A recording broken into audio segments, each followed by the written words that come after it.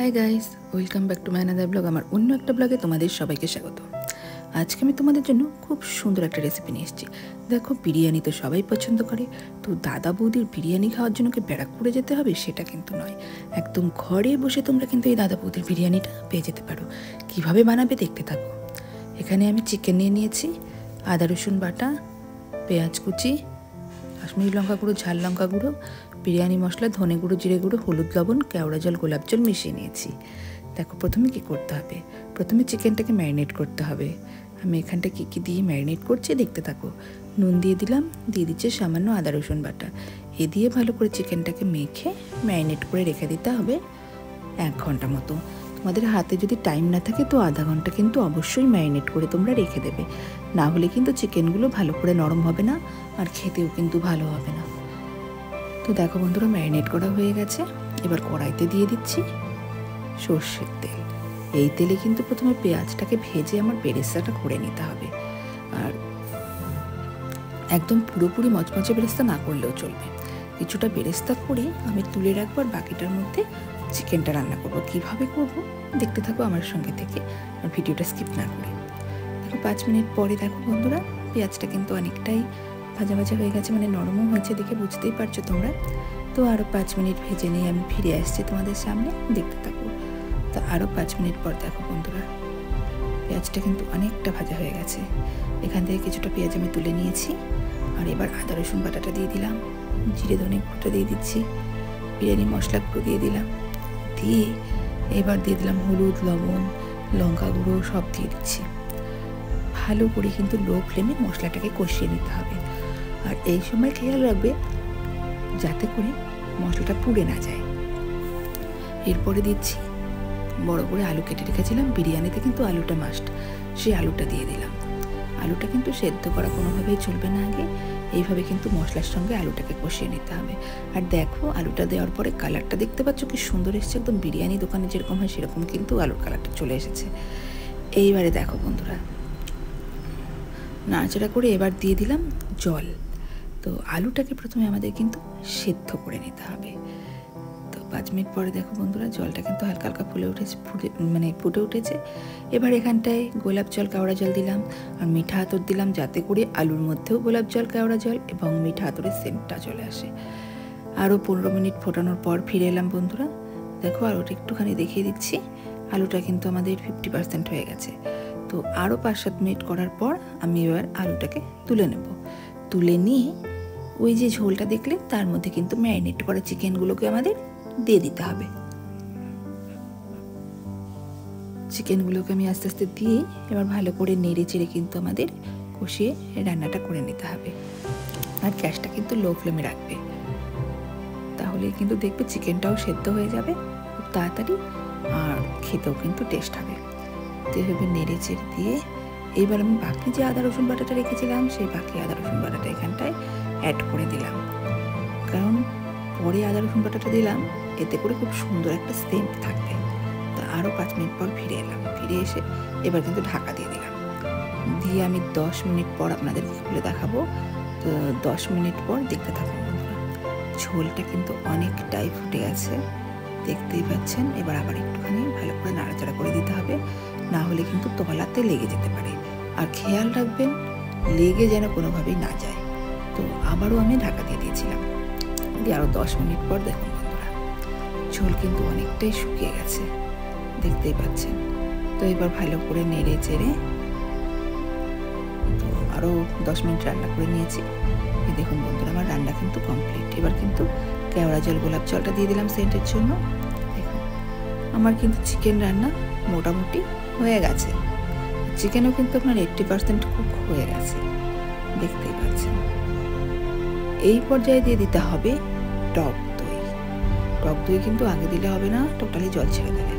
এই পর্যায়ে গ্যাসটা আমি কিন্তু একদম লো ফ্লেমে করে টক দই দিয়েছি, আর ফ্লেম যদি বাড়ানো থাকে দই কিন্তু ফেটে যাবে। আপনারা কিন্তু রিস্ক না নিয়ে গ্যাস অফ করেও দিতে পারেন। দেখুন, দই দেওয়ার পর খুব ভালো করে আরও 10 মিনিট আমি চিকেনটাকে কষিয়ে নিয়েছি। কষানোর পর দেখতেই পাচ্ছেন যে কতটা সুন্দর হয়েছে। এইবার এতে আলু দিয়ে ভালো করে নাড়াচাড়া করে নিচ্ছি। তো এই দেখুন, আমাদের রান্না কিন্তু একদম কমপ্লিট। এবারে আমি বিরিয়ানি রাইসের দিকে যাচ্ছি। বিরিয়ানির জন্য আমি এখানটা 3 কাপ চাল নিয়ে নিয়েছি, লবণ, তারপরে লাগছে বিরিয়ানি মশলা গুঁড়ো, তারপরে ছোটো এলাচ, বড় এলাচ, দারচিনি, জয়ত্রী, জয়ফল, তারপরে এখানটায় দুধ নিয়ে নিয়েছি, কেওড়া জল, গোলাপ জল মেশানো নিয়ে নিয়েছি। আর ওইদিকে নিয়ে নিয়েছিলাম বিরিয়ানি সেন্ট। প্রথমে দেখুন জলটা বসিয়ে দিয়ে তার মধ্যে ছোটো এলাচ, বড় এলাচ, দারচিনি সব দিয়ে দিলাম। আর এদিকে দুধের মধ্যে আমি কিন্তু কেশর ভিজিয়ে রাখলাম। আর দাদা বৌদির বিরিয়ানিতে কিন্তু খোয়া লাগে, খোয়া ক্ষীর, মানে আমার কাছে তখন খোয়া ক্ষীরটা ছিল না, আর আমি খোয়া ক্ষীরটা পাইও নি দোকানে সেদিন। তো এইবার দুধের মধ্যে কিন্তু আমি মিল্ক পাউডারটা মিশিয়ে দুধটাকে ঘন করে নেব, যেটা কিন্তু আমাকে খোয়া ক্ষীরের টেস্টটাই দেবে। তো এই দেখুন বন্ধুরা, দুধের মধ্যে মিল্ক পাউডারটা মিশিয়ে নিলাম। এদিকে কিন্তু জল দিয়েছি, মানে জলটা কিন্তু অনেকটাই ধোয়া উঠে গেছে, মানে ফুটেই গেছে। এইবারে এখানে আমি চালটা দিয়ে দিলাম, দিয়ে নেড়ে চেড়ে ভাতটা বানিয়ে নেব। 10 মিনিট বাদে ফিরে এলাম। দেখুন বন্ধুরা, আর কিন্তু ঠিক ভাতটা কিন্তু হয়ে গেছে, আর 2 মিনিটই লাগবে। আর 2 মিনিট পরে দেখুন বন্ধুরা, আমাদের ভাত কিন্তু অলরেডি হয়ে গেছে। ভাত কিন্তু আমি ছেঁকে নিয়েছি। এইবার যে কড়াইতে চিকেন করেছিলাম তার উপরে কিন্তু ভাতটাকে এভাবে দিয়ে দিচ্ছি, মানে এখন কিন্তু বিরিয়ানির লেয়ার করা চলছে আমার। ভাতটাকে আমি একদম টোটাল ঠান্ডা করে চিকেনের উপরে এভাবে দিয়ে দিলাম। তারপর আস্তে আস্তে কী দিচ্ছি দেখতে থাকুন। বিরিয়ানি মশলা গুঁড়ো দিয়ে দিলাম কেওড়া জল, গোলাপ জল। এবার দিয়ে দিচ্ছি যে খোয়া ক্ষীর মিশিয়ে রেখেছিলাম যে দুধে, সেই দুধটা। তারপরে দিয়ে দেবো কেশরওয়ালা দুধটা।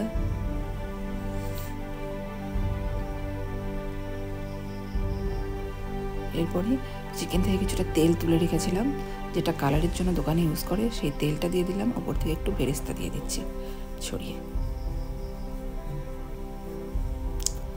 এরপরে বাকি রাইসটা ওপর দিয়ে দিচ্ছি।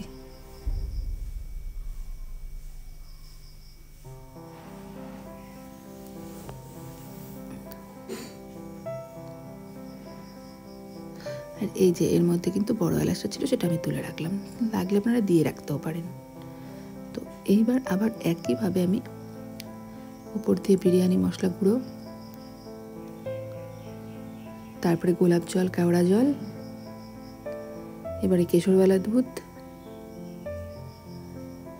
তারপরে দিয়ে দেব মিল্ক পাউডার মেশানো যে দুধটা, সেই দুধটা। এবার দিয়ে দিচ্ছি বিরিয়ানির যে চিকেনের যে তেলটা তুলে রেখেছিলাম কালারের জন্য, টেস্টের জন্য, সেই তেলটা দিয়ে দিলাম। ওপর দিয়ে বেরেস্তা ছড়িয়ে দিচ্ছি। এবার দিয়ে দিচ্ছি আমি মিঠা আতর, যাতে বিরিয়ানির সেন্টটা খুব সুন্দর আসে। আর আরেকটা দিয়ে দিচ্ছি, সেটা হচ্ছে বিরিয়ানি সেন্ট। আমি দুটোই ইউজ করেছি, মিঠা আতর এবং বিরিয়ানি সেন্ট দিয়ে দিলাম। এরপর আরেকটা জিনিস বাকি আছে, সেটা হচ্ছে মোস্ট ইম্পর্টেন্ট, সেটা হলো ঘি।